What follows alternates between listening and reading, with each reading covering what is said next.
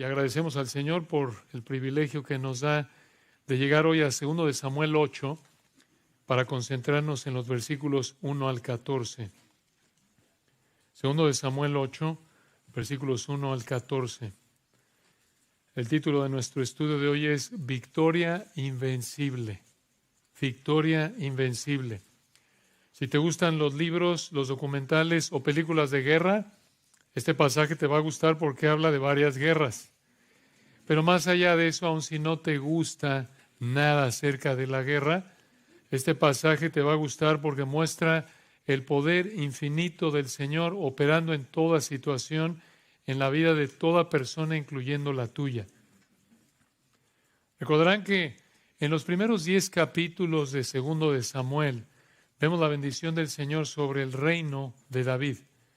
Y aquí en el capítulo 8 nos encontramos dentro de esa misma sección de esos primeros 10 capítulos. Aquí en 2 de Samuel 8 empezamos a ver una explicación detallada de 2 de Samuel 7.1. Allí en 2 de Samuel 7.1 recordarán que dice: aconteció que cuando ya el rey habitaba en su casa, después que Jehová le había dado reposo de todos sus enemigos en derredor. Aquí en 2 de Samuel 8, el Espíritu Santo comienza a explicar con ciertos detalles cómo es que el Señor le dio reposo al rey David de todos sus enemigos en derredor. Y el Señor le dio reposo de sus enemigos al darle la victoria sobre sus enemigos. Véanlo ahí en 2 de Samuel 8, al final del versículo 6. 2 de Samuel 8, al final del versículo 6. Y Jehová dio la victoria a David por donde quiera que fue. Y vean cómo esta verdad gloriosa se repite al final del versículo 14. 2 de Samuel 8:14. Y Jehová dio la victoria a David por donde quiera que fue. Esta verdad es el eje de este capítulo. Esta es la verdad primordial de 2 de Samuel capítulo 8. El Señor demostró su poder infinito al darle la victoria a David. Y de esta manera el Señor mostró su respaldo para que David reinara. Y vamos a ver cómo todas estas victorias que el Señor le dio a David sobre las naciones en esa época son un adelanto, son una probadita, una muestra de la victoria sobre las naciones que le dará al hijo de David en el futuro. Entonces, aquí en 2 de Samuel 8, 1 al 14, vemos 4 victorias que te apuntan a la victoria invencible del hijo de David. 4 victorias que te apuntan a la victoria invencible del hijo de David.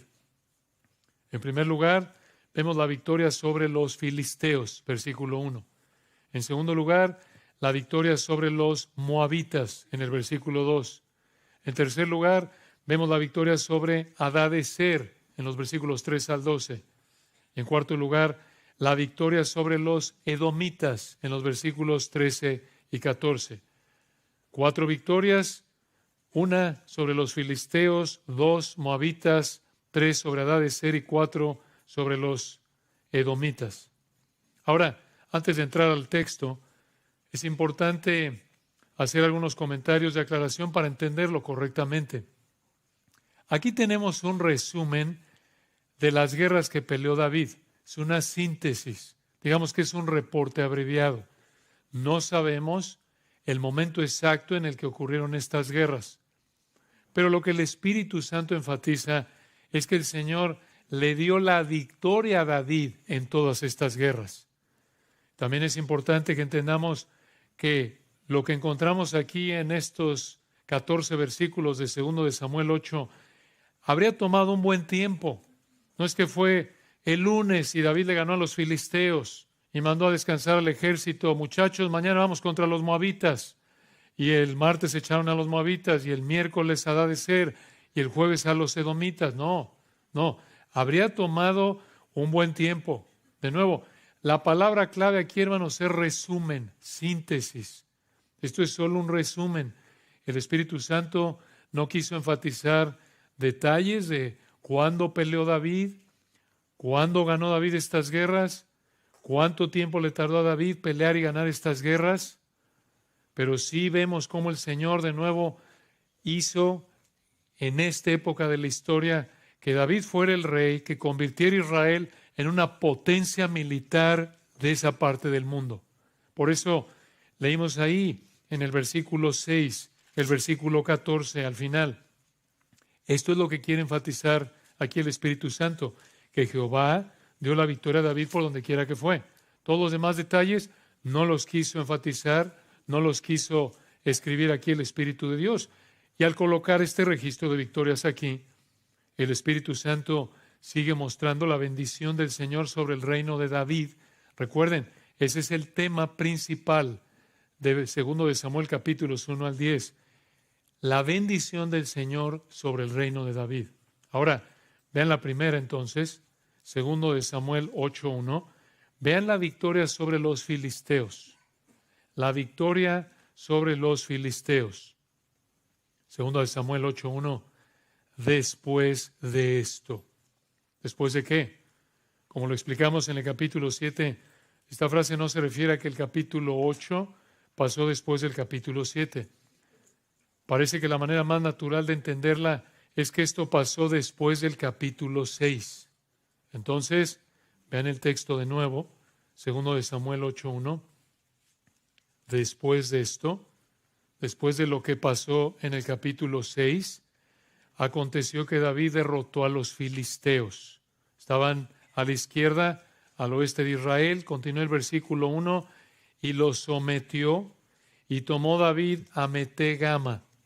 Metegama parece referirse ahí al territorio que estaba bajo control de los filisteos. Pero vean versículo 1.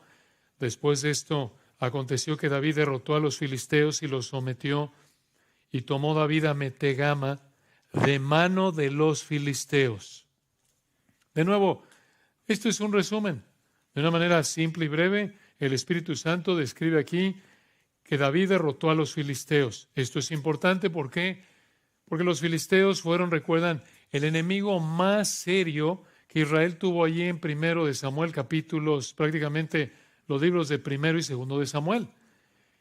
Los filisteos fueron aquellos con los que más pelearon los israelitas en este punto de su historia. Pero, versículo 1, David derrotó a los filisteos. ¿Por qué? ¿Cómo lo hizo? ¿Cuál fue su estrategia? Versículo 6 al final, de nuevo, porque Jehová dio la victoria a David por donde quiera que fue. Ese es el énfasis. David derrotó a los filisteos porque el Señor lo hizo posible. Punto. Esta victoria que el Señor le dio a David demuestra esa verdad hermosa de Proverbios 21:31. Ahí nos dice el Espíritu de Dios en Proverbios 21:31, el caballo se alista para el día de la batalla, mas Jehová es el que da la victoria. Podemos y debemos hacer todo lo que está dentro de la capacidad que Dios nos da para cumplir con una responsabilidad. Pero al final, Jehová es el que da la victoria. Nos preparamos, nos esforzamos, oramos, pero el que tiene la última palabra es el Señor. Esta hermosa realidad es la misma que enfatiza el Salmo 33. ¿Me pueden acompañar ahí al Salmo 33 o simplemente escucharlo? Salmo 33.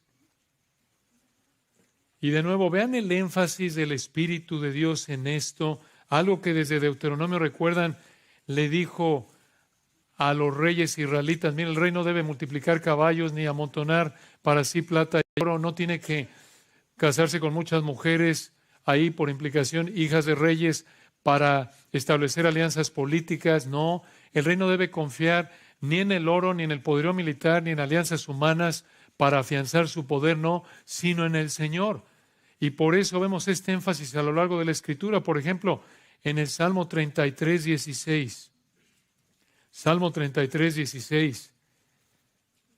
Dice, el rey no se salva por la multitud del ejército. No es el tamaño del ejército, ni escapa el valiente por la mucha fuerza. No es la capacidad humana. Versículo 17, vano para salvarse es el caballo. No es el armamento militar. La grandeza de su fuerza nadie podrá librar. No es la fuerza física humana. Versículo 18, ¿qué es? Y aquí el ojo de Jehová sobre los que le temen, sobre los que esperan en su misericordia, para librar sus almas de la muerte y para darles vida en tiempo de hambre. Versículo 20, nuestra alma espera a Jehová, nuestra ayuda y nuestro escudo es Él. Por tanto, en Él se alegrará nuestro corazón, porque en su santo nombre hemos confiado. Ahí está. Y por eso pedimos, 22, sea tu misericordia, oh Jehová, sobre nosotros, según esperamos o confiamos en ti. Muchos de ustedes en estos momentos, varios, aquí en el seminario y la Universidad Masters, están entrando a la recta final del semestre y están entrando a proyectos finales, exámenes. Y claro, hay que alistar el caballo, hay que echarle los kilos, hay que orar, hay que estudiar, pero al final confiamos en el Señor. No confiamos en nuestra preparación para cualquier responsabilidad en la vida. Nos preparamos, pero no confiamos en nuestra preparación, sino en el Señor. Por eso, como dice Santiago 4, recuerdan, tenemos que recordar, si el Señor quiere, viviremos y haremos esto o aquello. De nuevo, nos preparamos, pero toda esa preparación sujeta a la realidad de que solo si el Señor quiere, viviremos. Solo si Él quiere, nos dará vida y haremos esto o aquello. Por eso, hermanos, misma idea del Salmo 20. Tenemos que vivir ahí en el Salmo 20, versículo 7, este hermoso versículo que toca la misma idea. Recuerdan, en el Salmo 27, otra vez hablando en un contexto militar, el contraste. Salmo 27, estos confían en carros y aquellos en caballos, pero nosotros del nombre de Jehová nuestro Dios tendremos memoria. No confiamos, dice el texto, en el poderío militar, no confiamos en instrumentos humanos, sino en el nombre de Jehová. ¿Qué es el nombre de Jehová? ¿Quién es Él? Sus perfecciones. Confiamos en nuestro Dios, nuestro glorioso Señor Jesucristo, el Santo, el Justo, el Sabio, el Dios de ira, el Dios de amor, el Todopoderoso. Ahora regresemos a 2 de Samuel, capítulo 8, y no solo vemos ahí la victoria sobre los filisteos, sino también noten en segundo lugar, ahí en el versículo 2, la victoria sobre los moabitas. La victoria sobre los moabitas, versículo 2. Sigue hablando de David. Derrotó también a los de Moab. Moab estaba al este, a la derecha del Mar Muerto, y los midió con cordel, dice el texto. Observen, haciéndolos tender por tierra, esto los acostó. Y midió 2 cordeles para hacerlos morir, y un cordel entero para preservarles la vida. Y fueron los moabitas siervos de David, y pagaron tributo. ¿Qué significa esto? Que perdonó a unos y mató a otros. Y esto lo decidió o por estatura, al matar a los más altos, quizás por su edad, podría referirse que escogió cada tercera fila de soldados para perdonarles la vida. Realmente no estamos seguros. Pero de esta manera David aquí mostró misericordia hacia algunos de ellos, y los que sobrevivieron se volvieron trabajadores en su tierra y le pagaban a Israel de lo que producían sus animales y tierras. Por eso dice al final del 2, vean, y pagaron tributo. Ahora, recuerden de quién estamos hablando aquí. Versículo 2, véanlo de nuevo. Derrotó también a los de Moab. Moab. ¿Por qué peleó contra los de Moab y los derrotó si David tenía algo de sangre moabita por su abuela Ruth? ¿Se acuerdan? En el libro de Ruth, Ruth la moabita era prácticamente abuela de David. ¿Por qué hizo esto? Y de hecho, recuerdan en 1 de Samuel capítulo 22, David ahí había dejado a sus papás en Moab para protegerlos en esos años en los que Saúl quería matar a David. Entonces, ¿por qué David peleó y derrotó y hasta mató a algunos de Moab? cuando su abuela era moabita, cuando los moabitas le habían hecho el favor de cuidar a sus papás. ¿Por qué?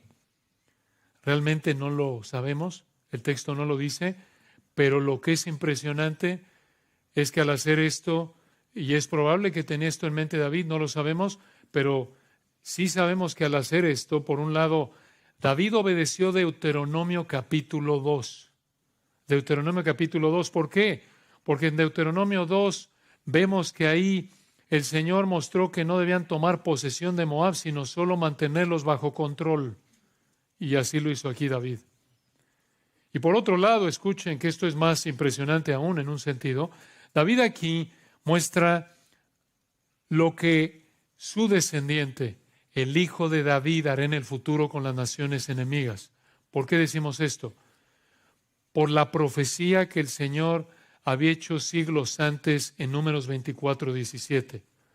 Números 24:17, y de nuevo, es posible que David tuviera esta escritura también en su mente, no lo sabemos, pero en su soberanía el Señor nos dio una muestra aquí. Al darle la victoria a David sobre los de Moab, nos dio una muestra de esa victoria final que le dará al hijo de David a los de Moab, representando a las naciones gentiles, a los enemigos de Israel. Así lo dice en Números 24:17. Escuchen, lo veré, mas no ahora. Lo miraré, mas no de cerca. Escuchen, saldrá estrella de Jacob y se levantará cetro, apuntando un rey, al rey, cetro de Israel, y herirá las sienes de Moab y destruirá a todos los hijos de Set. No solo Moab como nación, sino también, como lo vemos más adelante, el Espíritu Santo en Isaías muestra que Moab no solo apuntaba a Moab como nación, como lo hizo aquí David en 2 Samuel 8, sino Moab representando a las naciones enemigas de Israel. Entonces, el hecho, escuchen, de que David derrotara aquí en 2 Samuel 8:2 a los moabitas es una muestra, es una probada de lo que hará el hijo de David en el futuro, el rey de reyes, al destruir a todas las naciones enemigas de Israel en el juicio, cuando regrese a reinar sobre el trono de David durante 1000 años aquí en la tierra. Esto va a pasar. Y aquí tienes un adelanto. Es como cuando vas al súper o vas allá a la tienda, ¿no? Y te dan una muestra. Oye, me pregunto cómo están esas papitas. Se ven muy buenas. Estas salieron, no, eso no, tienen chilito. Hay que probarlas.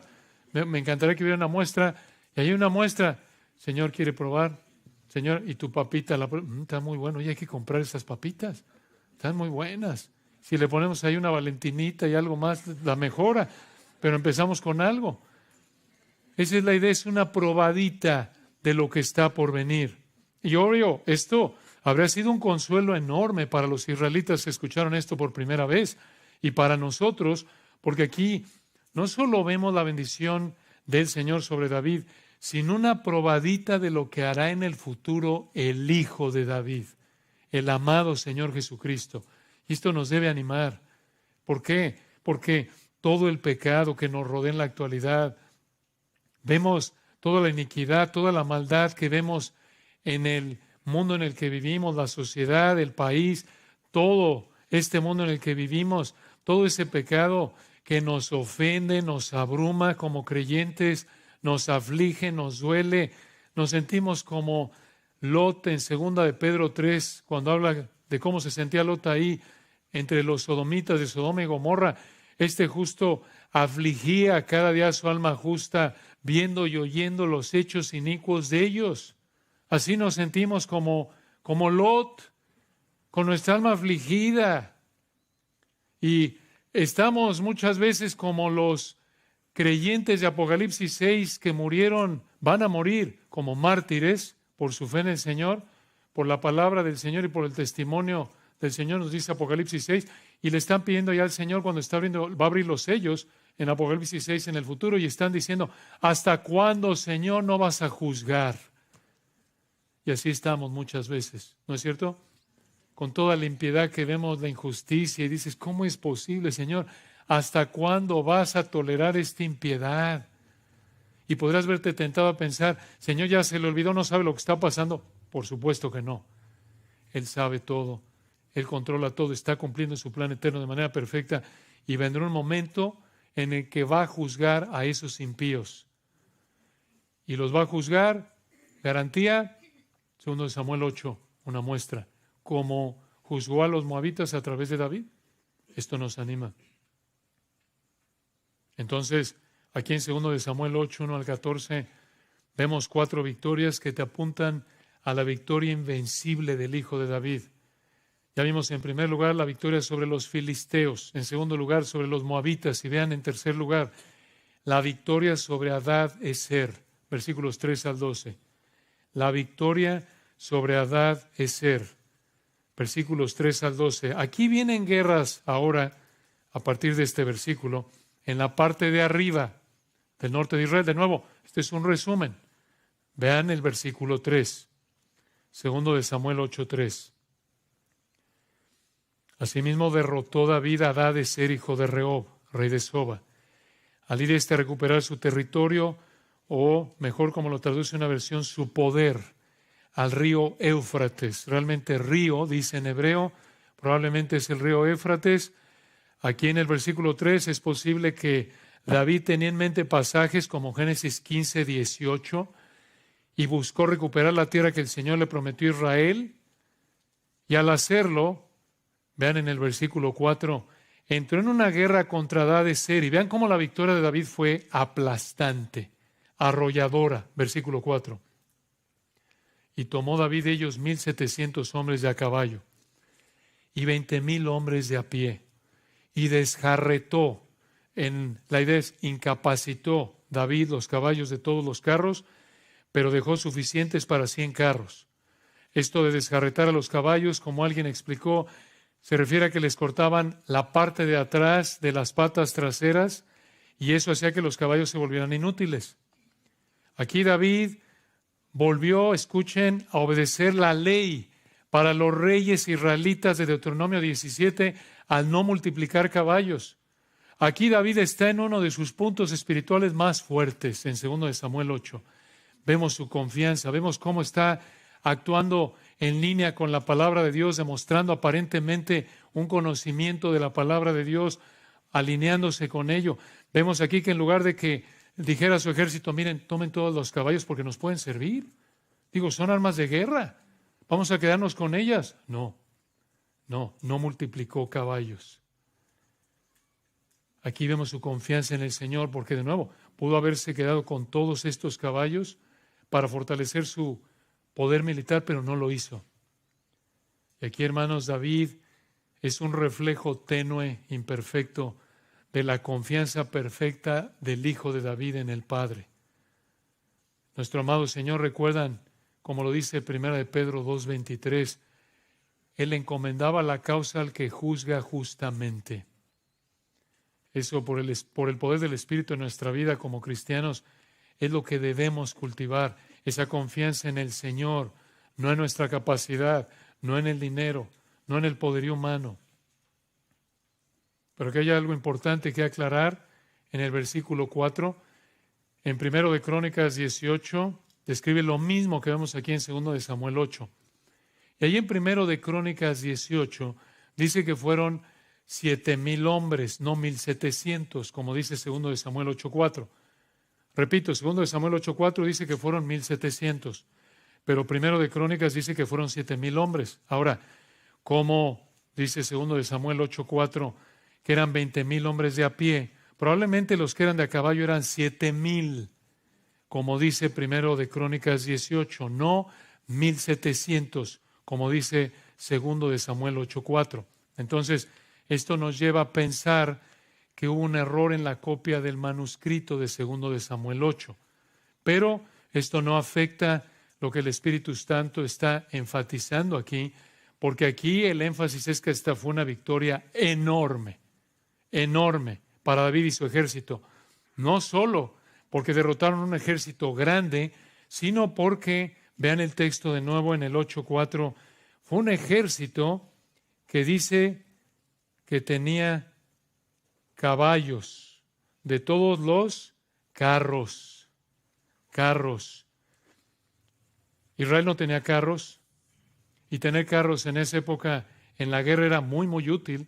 Para darles una idea, como lo explica un escritor, un carro, este carro del que está hablando 2 de Samuel 8:4, habrá sido una especie de carroza de 2 ruedas jalada por caballos. Y para usarlo necesitaban mucha preparación. No cualquiera podía usarlo. Solo los mejores soldados podían usarlos de la mejor manera.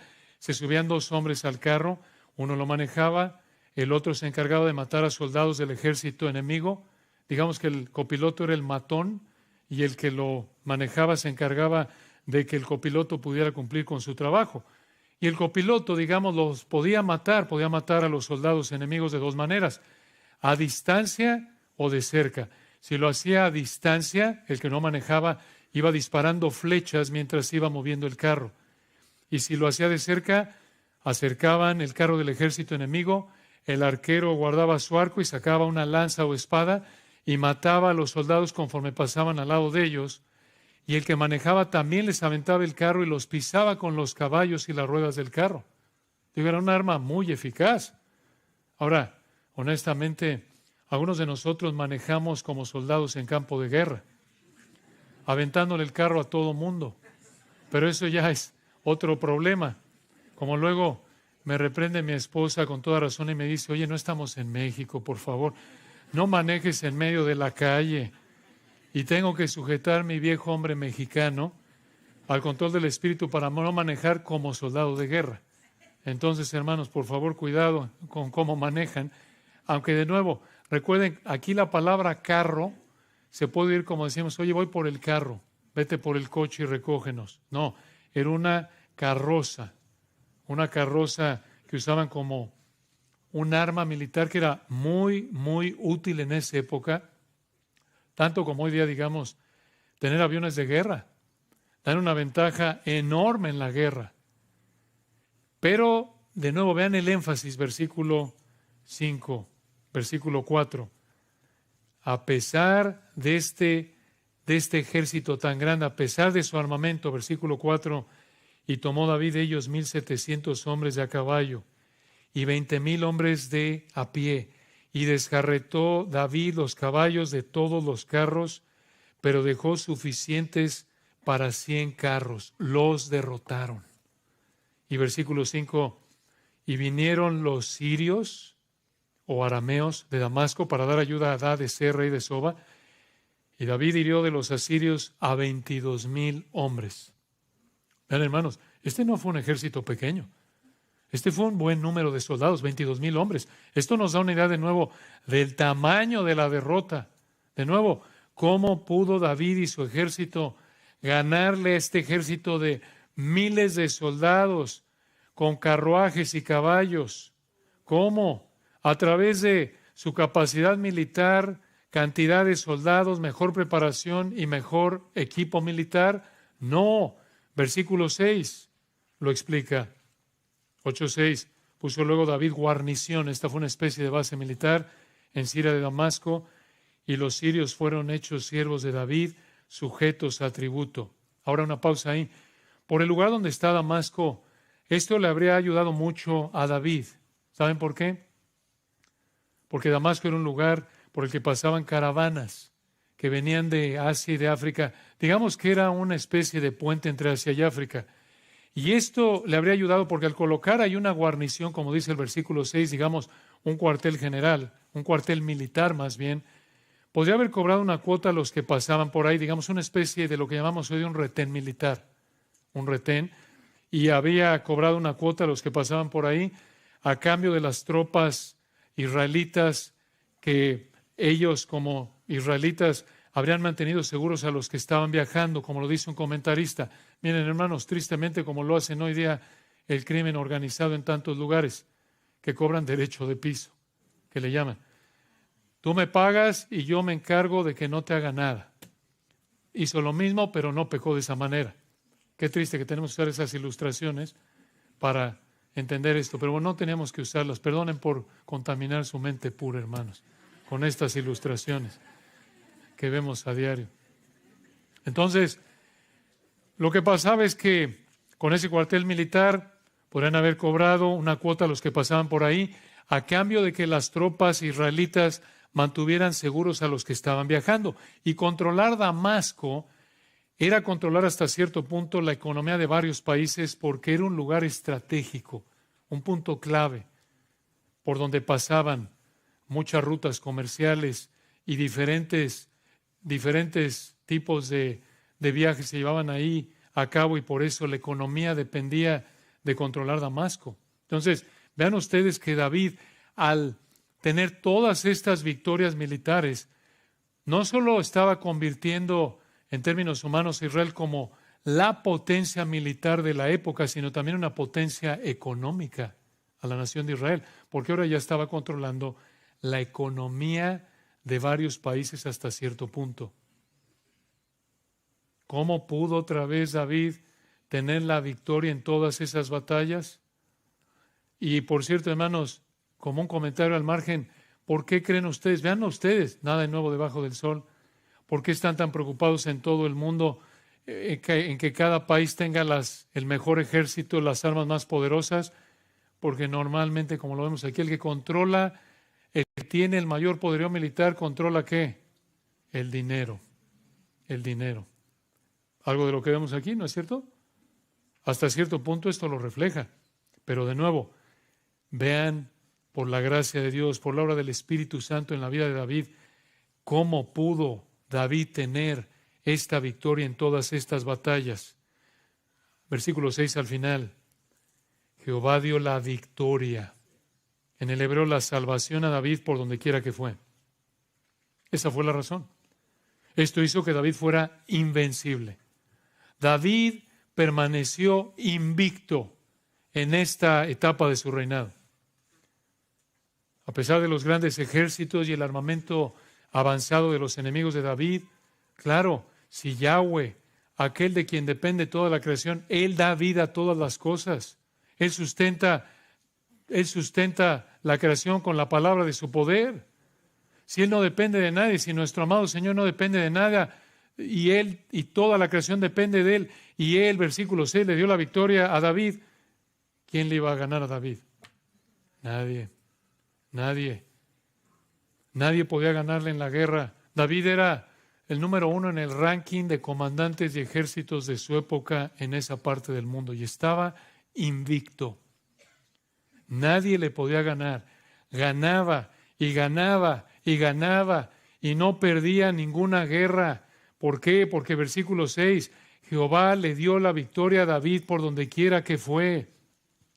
Aunque ya vimos, sin tener tecnología de punta, sin tener esa cantidad de carros, caballos y demás, no tenía ese poderío militar.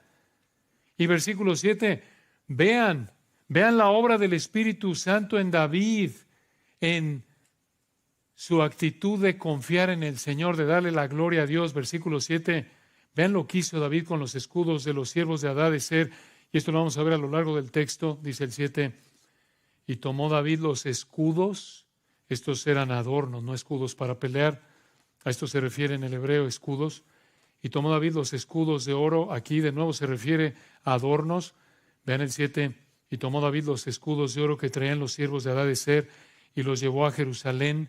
En el 8, asimismo de Bete y de Berotai, ciudades de Hadadezer, tomó el rey David gran cantidad de bronce. Escuchen, era tanto bronce que primero de Crónicas 18:8 dice que Salomón lo usó para hacer el mar de bronce, las columnas y los utensilios de bronce del templo de Salomón, que era un señor templo, ¿recuerdan? Versículo 9, vean esto. Entonces, oyendo Toi, rey de Amat arriba al norte de Damasco, que David había derrotado a todo el ejército de Hadadezer en el 10, envió Toi a Joram, su hijo, al rey David, para saludarle pacíficamente. La idea aquí, para pedirle una alianza, como alguien dijo, y para bendecirle, porque había peleado con Hadadezer y lo había vencido, porque Toi era enemigo de Hadadezer, y Joram llevaba en su mano utensilios de plata, de oro y de bronce.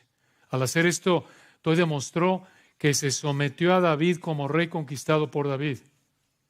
Pues sí, como alguien dijo coloquialmente, el miedo no anda en burro. Cuando vieron que Claro, cuando vio todo, oye, este cuate le gana a todo, nadie le gana.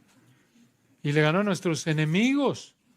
Oye, pues vamos a hacer una alianza con él, no sea que nos vaya a tocar. Y es más, le incluimos ahí un regalito, versículo 10, utensilios de plata, de oro y de bronce. Pero vean, como ya dijimos, la obra del Espíritu en la vida de David para fortalecer su confianza en el Señor. Vean lo que hizo David. Ya vimos ahí en el versículo 8 que tomó el rey David la gran cantidad de bronce, por lo que dice primero de Crónicas 18, la habría dedicado al Señor, porque es la implicación aquí, porque finalmente no lo usó para fortalecerse, lo usó su hijo para el templo. Y vean la misma idea en el versículo 11. Los cuales, hablando, vean el 10 de nuevo al final, Joram llevaba en su mano utensilios de plata, de oro y de bronce, 11, los cuales, esto es los utensilios de plata, de oro y de bronce del 10, versículo 11, los cuales el rey David dedicó a Jehová con la plata, escuchen esto, y el oro que había dedicado de todas las naciones que había sometido. ¿Cuáles? Versículo 12, de los sirios al sur abajo de Israel, de los moabitas, de los amonitas, de los filisteos, de los amalecitas y del botín de Hadadezer, hijo de Rehob, rey de Soba. ¿Qué es esto? Al haberle dedicado al Señor todos estos utensilios y estos metales preciosos, David reconoció que fue el Señor quien le dio la victoria. Esto demostró su humildad, esto demostró su dependencia del Señor. Además, escuchen, aquí David, por eso decimos que está en un punto fuerte espiritualmente, aquí David demostró una falta de avaricia. No se quedó con esto para él. El texto es claro otra vez. Esto fue todo. Vean el 10 al final otra vez. Joram llevaba en su mano utensilios de plata, de oro y de bronce, 11, los cuales el rey David dedicó a Jehová con la plata y el oro que había dedicado de todas las naciones que había sometido. No se quedó con el dinero para él. No lo acumuló. No dijo, esto es para el Señor y esto para Miguel, para mí. No. Y de esta manera otra vez vean, cumplió con el mandato de Deuteronomio 17:17, de que el rey no debía acumular oro y plata como rey de Israel para no confiar en eso. Entonces, aquí David, al darle al Señor toda esta plata, todo este oro y bronce, David demostró su reconocimiento de que fue el Señor, no él, la causa de sus victorias múltiples. Recuerden, en términos humanos, David era un excelente soldado. Mató a Goliat y lo vimos en 1 de Samuel. Ganaba y ganaba, recuerdan, por el favor de Dios también, pero era un soldado profesional, podríamos decirlo. Pero eso no evitó que David reconociera que fue el Señor el que le dio la victoria. No fue debido a él. Aquí David reflejó la manera de pensar del salmista en ese texto hermoso, en el Salmo 115, versículo 1. No a nosotros, oh Jehová, no a nosotros, sino a tu nombre da gloria, por tu misericordia, por tu verdad. Esta es la manera de pensar correcta, la manera de pensar de un creyente obediente como David, como Pablo, que dijo ahí en 1 de Corintios 15:10, por la gracia de Dios soy lo que soy. Esa es la actitud correcta. Si eres un cristiano obediente, reconoces que si hay algo de virtud en tu vida, si disfrutas de alguna bendición, es porque el Señor te la ha dado, aunque no lo mereces, y le agradeces, y lo alabas, y reconoces que todo el crédito es de Él, toda la gloria es de Él, nada de ti, nada. Qué hermoso es ver a un cristiano viviendo así, ¿verdad? Un incrédulo no vive así. No le dieron gracias, dice Romanos 1. Un incrédulo inventa la mentira de que Él es la fuente de toda bendición que disfruta, que se lo merece, se lo ha ganado por su propio esfuerzo. Y por eso no le da gracias a Dios, ni reconoce que es Dios quien le ha dado toda bendición que disfruta. Recuerdo hace años en mis años de preparatoria, o sea, hace mucho tiempo atrás, en una galaxia lejana, muy lejana, cuando iba a comer quesadillas con mis compañeros Sem, Cam y Jafet, los hijos de Noé. Y es cierto, nos íbamos a comer quesadillas entre clases en la preparatoria, no con Sem, Cam y Jafet, pero sí en la ciudad de Tomás y Fanny, en Cuernavaca, México, ahí. Tenía poco de que el Señor me había salvado y un compañero me preguntó algo y yo le dije en un punto, gracias a Dios. Y él me respondió con algo de molestia, ¿cómo que gracias a Dios? Gracias a ti. Así es el incrédulo. Se ofendió porque le di gracias a Dios yo. No reconoce que toda bendición que tiene viene de Dios. Y de nuevo, incluso como cristianos tenemos que tener cuidado, porque esa es la inclinación pecaminosa que tenemos de manera intensa. Anhelamos robarle la gloria a Dios, quitarle la gloria a Dios, tratar, y ustedes lo ven desde la doctrina de la salvación, pero bueno, yo tuve que haber hecho algo, yo merezco aunque sea 0.0001% de crédito. ¿Cómo que todo Dios y yo nada? ¿Cómo que yo puro pecado y Él todo? Y nos cuesta, si estamos con una manera de pensar soberbia y aún ya creyentes y queremos como que se sale ahí, como que se quiere arrastrar así, ¿no? Como gusano nuestro orgullo, ¿no? Y decir, pero yo. No, hermanos, no a nosotros, oh Jehová, no a nosotros, como David lo hizo aquí. Entonces aquí en 2 de Samuel 8, 1 al 14, vemos 4 victorias que te apuntan a la victoria invencible del Hijo de David. Ya vimos la victoria sobre los filisteos, 1, sobre los moabitas, 2, sobre Hadadezer, 3, y finalmente 4, la victoria sobre los edomitas. Versículos 13 y 14. La victoria sobre los edomitas. Versículo 13. Así ganó David fama. Vean esto. No la buscó. Ya vimos su meta estaba en honrar a Dios. Lo vimos en su en dedicar todo el botín de esas guerras al Señor. Y lo vimos en que no se quedó con armamento militar, con caballos, con plata y oro. Él estaba confiando en el Señor. Y bueno, el Señor en su providencia hizo que David tuviera fama. No la buscó él. Versículo 13. Así ganó David fama. Y vean de nuevo, esto es hermoso. Esta batalla del 13 y 14 vuelve a mostrar este punto fuerte en David, espiritual por la gracia de Dios. Cómo nos encantaría que David se hubiera quedado ahí de por vida. Como nos encanta, ¿no? Cuando estamos en un punto espiritual por la gracia de Dios fuerte, no queremos salirnos de ahí, pero con qué facilidad nos debilitamos espiritualmente por ceder a nuestros deseos pecaminosos. Pero vean a David aquí, versículo 13, así ganó David fama. Cuando regresaba de derrotar a los sirios, destrozó a 18,000 edomitas en el Valle de la Sal. Esto era abajo al sur del Mar Muerto. 14, y puso guarnición en Edom. Por todo Edom puso guarnición, y todos los edomitas fueron siervos de David, y Jehová dio la victoria o salvación a David por donde quiera que fue. Esto es lo más emocionante del texto. Más allá de las victorias, más allá de la guerra, que Jehová dio la victoria a David por donde quiera que fue, y en términos humanos lo que nos emociona y nos anima también de manera secundaria es ver la confianza de David al enfrentar estas batallas. Y lo vemos con mayor claridad en el Salmo 60. Acompáñenme ahí por un momento.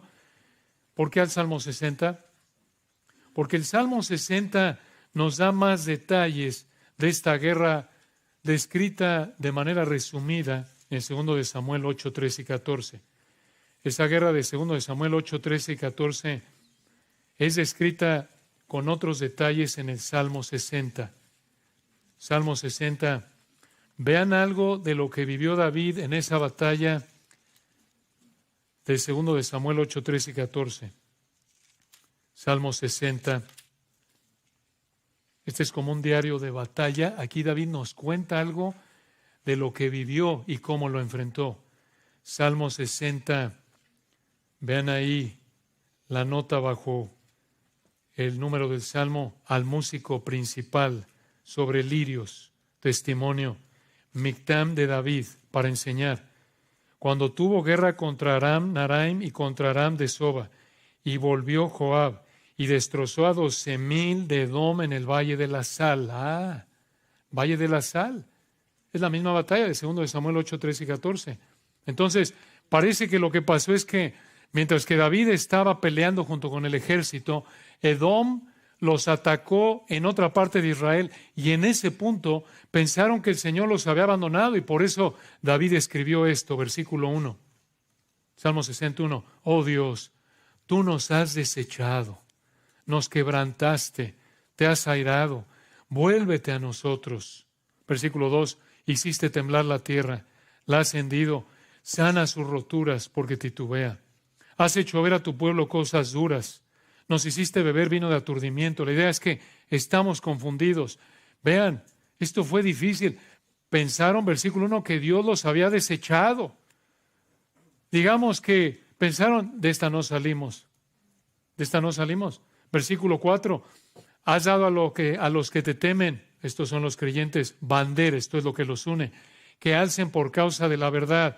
Esta es la verdad de la Escritura, como vemos en el versículo 6 al 8. Selah quiere decir pausa, medita. Entonces, parece que David pensó, ¿sabes qué? De aquí no vamos a salir. Él se sentía, versículo 1, que el Señor los había desechado, los había quebrantado, que se había enojado, que estaban bajo la ira de Dios. Por eso clamó a él, versículo 1, vuélvete a nosotros. Y vean, versículo 5, para que se libren tus amados. Vuelve a pedirle a Dios, salva con tu diestra. La diestra se refiere al poder de Dios. Y óyeme, versículo 6, Dios ha dicho en su santuario. Esto es lo que Dios ha dicho, se refiere a su palabra. Y vean aquí cómo David está recordando la palabra de Dios. Versículo 6. Vean que David entendió correctamente lo que vemos en los versículos 6 en adelante, que Dios era el dueño de cada uno de estos lugares y los usaría conforme a lo que Dios había determinado para cada uno de estos lugares. Vean el versículo 6. Dios ha dicho en su santuario, yo me alegraré. Repartiré a Siquem y me daré el valle de Sucot. Vean cómo Dios está hablando de diferentes lugares, prácticamente territorios, naciones, como Él siendo el dueño, que los iba a usar con un propósito específico. Así fue. Versículo 7. El Señor sigue hablando aquí. Mío es Galad. Está recordando David lo que dijo el Señor en su palabra. 7. Mío es Galad y mío es Manasés, dijo el Señor. Y Efraín es la fortaleza de mi cabeza. Judá es mi legislador. Judá. De esta tribu venía David, vendría el hijo de David, por eso el término legislador. Vean, hermanos, esto es hermoso, que Dios dijo, toda nación es mía y voy a hacer con ella lo que yo quiero. Versículo 8, Moab, ¿para qué la voy a usar? Vasija para lavarme. Obvio, el lenguaje figurado, pero el punto es que Dios dijo, Moab es mía, la voy a usar como yo quiera. Sobre Edom, 8, echaré mi calzado. De nuevo, lenguaje figurado, no porque Dios tiene calzado, es espíritu. Me regocijaré sobre Filistea. Versículo 9. ¿Quién me llevará a la ciudad fortificada? Pregunta David. ¿Quién me llevará hasta Edom? 10. ¿No serás tú, oh Dios, que nos habías desechado, como dijo en el 1, y no salías, oh Dios, con nuestros ejércitos? Se sintió abandonado ahí. Versículo 11 le vuelve a pedir, danos socorro contra el enemigo, porque vana la ayuda de los hombres. Qué hermoso. No dijo, oye, consíganse unos caballos. Oye, háblale a tus contactos, a ver cómo le hacemos que nos manden unos caballos. No, versículo 12, en Dios haremos proezas y Él hollará o pisará a nuestros enemigos. ¿Cómo enfrentó David esta situación? Recordando la verdad de la Escritura, de que el Señor controla toda nación y que Él tiene el poder de hacer con ellas lo que Él quiere. Y recordar que Dios controla las naciones llevó a David a pedirle al Señor ayuda para ser librados de estas naciones enemigas que el Señor controla. En esta ocasión, el Señor respondió a la oración de David al darle la victoria. Esto lo sabemos por 2 de Samuel 8:14, pero esta es una gran lección. ¿Cómo enfrentamos una situación de sufrimiento? ¿Cómo enfrentas una situación de aflicción, de sufrimiento, en la que quizás te sientes confundido, como si Dios te hubiera abandonado, porque no le ves ni pie ni cabeza, no le ves manera de resolver la situación? ¿Cómo le enfrentas? Como David. Recuerda la palabra. Recuerda que Él controla todo. Recuerda que Él controla todo y lo usa para cumplir sus propósitos perfectos, y acude a Él en oración para pedirle su ayuda. Esto es Filipenses 4, 6 y 7. Solo Él puede sacarnos de esa situación, como lo hizo con David, o puede dejarnos en la situación y darnos la capacidad para enfrentar la situación. La decisión final es de Él. Si nos quiere dejar en esa situación, sabemos que no nos va a dejar ser tentados más de lo que podamos soportar. Y le pedimos al Señor sabiduría para responder en obediencia a Él en toda situación, incluso en esa situación en la que estamos bajo aflicción. Entonces, en 2 Samuel 8:14 dice al final: y Jehová dio la victoria a David por donde quiera que fue. El Señor mostró su poder al darle la victoria a David, y así demostró su bendición sobre David y su reino. Y esto es un adelanto insignificante de la victoria que el Señor le dará al hijo de David en el futuro. Así como Jehová dio la victoria a David por donde quiera que fue, así también se la dio y se la dará a Jehová encarnado, el hijo de David. ¿Cómo y cuándo lo hará? Así lo dice Hebreos 10, 12 y 13, y terminamos con esto rápidamente. Hebreos 10, 12. Pueden acompañarme o escuchar Hebreos 10, 12. Pero Cristo, recuerden, nuestro Señor, una vez que murió, fue sepultado, resucitó, unos días después ascendió, habiendo efectuado la purificación de nuestros pecados por medio de sí mismo, se sentó a la diestra de la majestad en las alturas, dice Hebreos 1:3. Y dice Hebreos 10:12, pero Cristo, habiendo ofrecido una vez para siempre un solo sacrificio por los pecados, se ha sentado a la diestra de Dios. La diestra de Dios significa, en términos bíblicos, el lugar de exaltación y honor. Una observación importante que hace un autor en la Escritura, y ustedes lo pueden corroborar, esto escuchen como todo lo que oyen aquí, escudriñar las Escrituras para ver si lo que oyen es verdad, pero escuchen, en la Escritura, como lo señala alguien, los humanos y ángeles que están en el cielo, en la presencia de Dios, o están sentados por un momento, o están de pie o postrados ante Dios, pero nadie se atreve a quedarse sentado en la presencia de Dios, mucho menos a la diestra de Dios, en el lugar de exaltación de honor. Solo una persona, Dios mismo, el Dios hombre, el Señor Jesucristo. Y versículo 13, ahí estará sentado ¿hasta cuándo? Versículo 13, de ahí en adelante, esperando hasta que sus enemigos sean puestos por estrado o tarima de sus pies. Ahora, esto no significa que el Señor está ahí esperando en un reposet sin hacer nada, lleva 2000 años ahí sin hacer nada, ¿no? No. Está en un lugar permanente de honor, de exaltación, y desde ese lugar está bastante ocupado. Está intercediendo por nosotros. Está, como dice Apocalipsis 1, activo en su iglesia. Está cuidando a su iglesia de sus enemigos. Está purificando a su iglesia, está edificando a su iglesia, está protegiendo, está alimentando a su iglesia, está preparando un lugar para nosotros. Está, Hebreos 1:3, manteniendo en existencia y dirigiendo la creación con la palabra de su poder. Bastante ocupado. Ahí está en el lugar de exaltación y honor. Y entonces, cuando va a estar ahí, como dice ahí, se va a mantener ahí hasta que regrese en su segunda venida, Apocalipsis 19, para reinar en el reino milenial. Entonces dejará la diestra de Dios para reinar en la tierra, y en ese punto reinará sobre sus enemigos. Dices tú, oye, ¿y el rapto? Claro, va a venir por el rapto, pero regresa. Y en ese momento no va a reinar sobre sus enemigos. Esto es importante. Si viene por nosotros en el rapto en cualquier momento y nos lleva antes de los 7 años de la tribulación futura, pero después de los 7 años va a venir Apocalipsis 19, nosotros con Él.